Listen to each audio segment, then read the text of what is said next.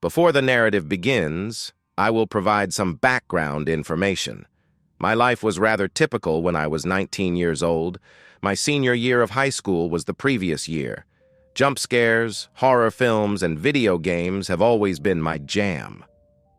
For the females who were interested in me or thought I was attractive, it gave the impression that I was tougher, which was a huge plus.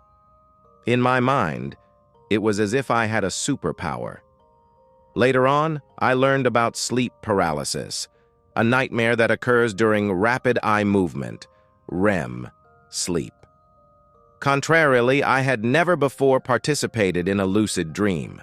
Megan, a friend of mine who had severe lucid dreaming, told me time and time again how things beyond her control might transform her dreams into either wonderful fantasies or horrible horrors.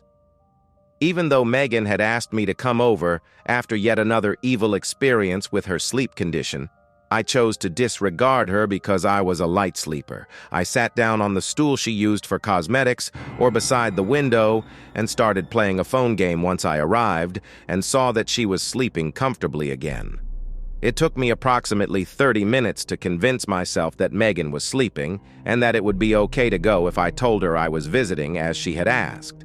However, out of nowhere, she roused and started shrieking, a peculiar and unsettling sound, nearly a mumble, that I couldn't identify.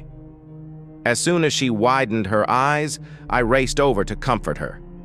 She started to shudder when I asked whether she was having a scary dream.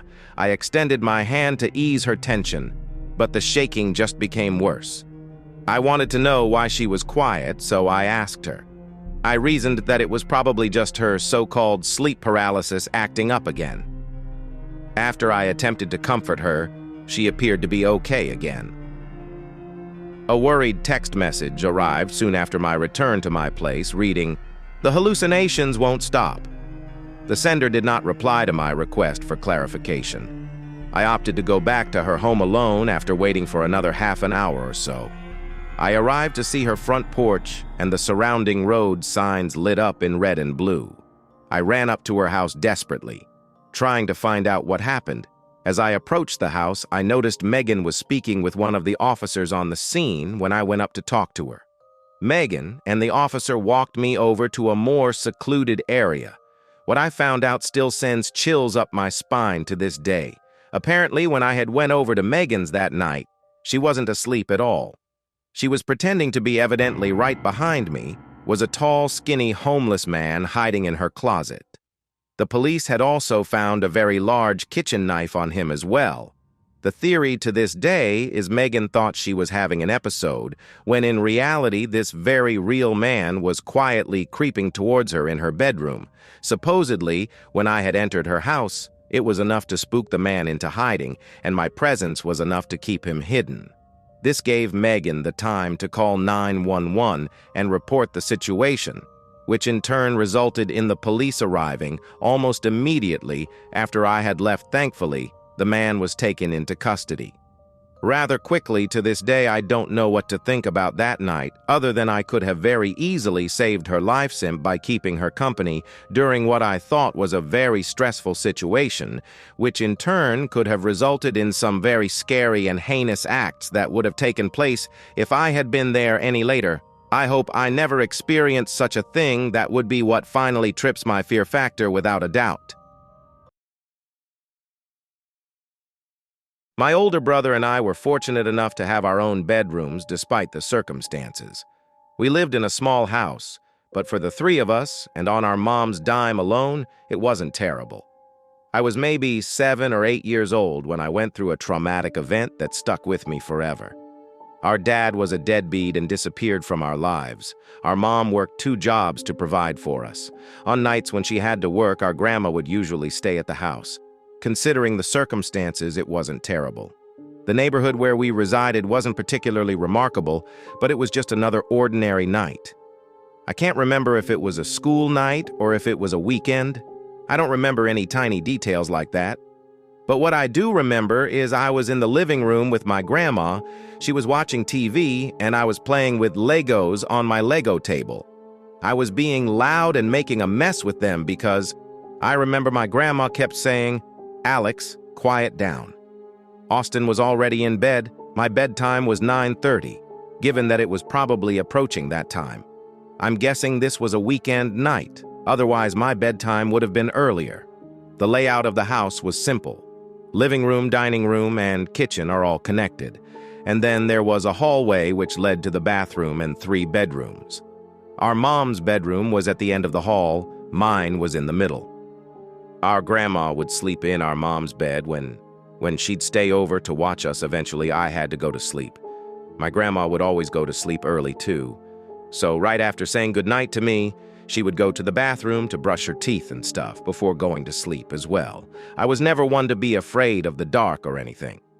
My mom says I used to be a really brave child, but that night I woke up in the middle of the night, something unusual for me because I remember myself being a very heavy sleeper.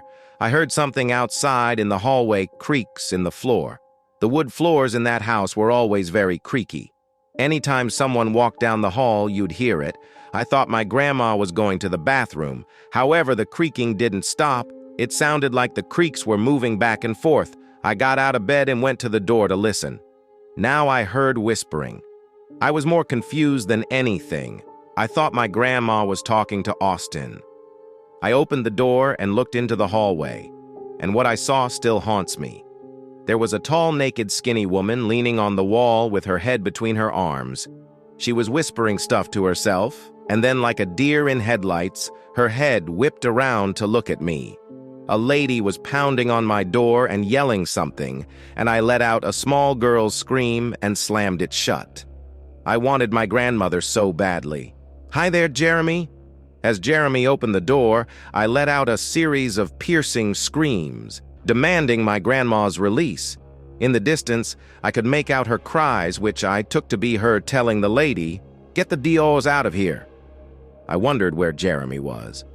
I'll never understand how my grandmother, who was in her mid-60s at the time, managed to hold off this insane lady while simultaneously calling the police. She shouted at me to keep my door shut and was surprisingly swift. The woman stormed out of the house, yelling, "Jeremy!" As soon as she locked the door, my grandma rushed in to comfort me and Austin, who had woken up and was crying from the commotion. We remained huddled together until the police arrived, at which point my grandma advised us to return to our sleep. It was a combination of my grandma's failure to lock one of the doors and the fact that we lived in an already shady area. The woman must have been under the influence of something, because what I witnessed at such a young age had a profound impact on me. I struggled to sleep alone for quite a while.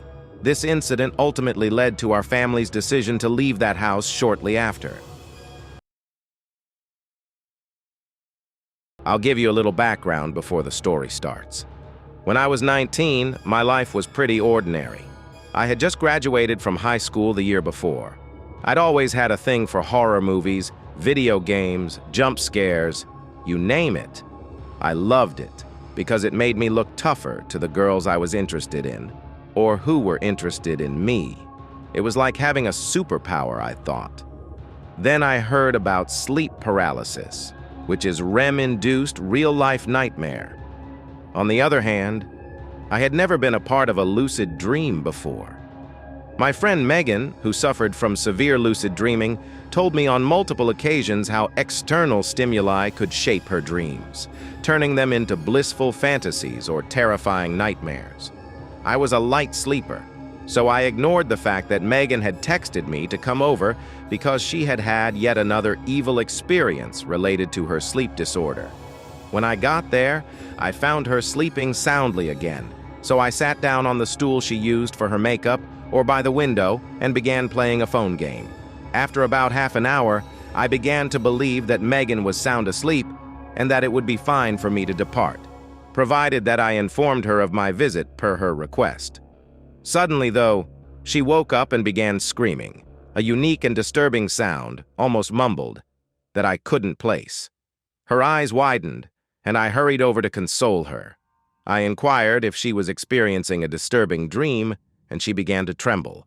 I reached out to help her relax, but the tremors intensified.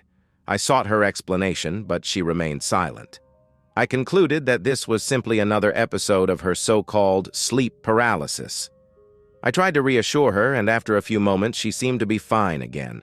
I returned to my house, but shortly after, I got a panicked text message that read, "The hallucinations won't stop." I asked the sender to clarify, but she didn't respond. After another half an hour or so, I decided to return to her house on my own. Upon arrival, I saw that her front porch and the nearby road signs were illuminated in red and blue. I ran up to her house desperately, trying to find out what happened as I approached the house. I noticed Megan was speaking with one of the officers on the scene when I went up to talk to her. Megan and the officer walked me over to a more secluded area. What I found out still sends chills up my spine to this day. Apparently, when I had went over to Megan's that night, she wasn't asleep at all. She was pretending to be evidently right behind me was a tall, skinny homeless man hiding in her closet. The police had also found a very large kitchen knife on him as well. The theory to this day is Megan thought she was having an episode when in reality, this very real man was quietly creeping towards her in her bedroom.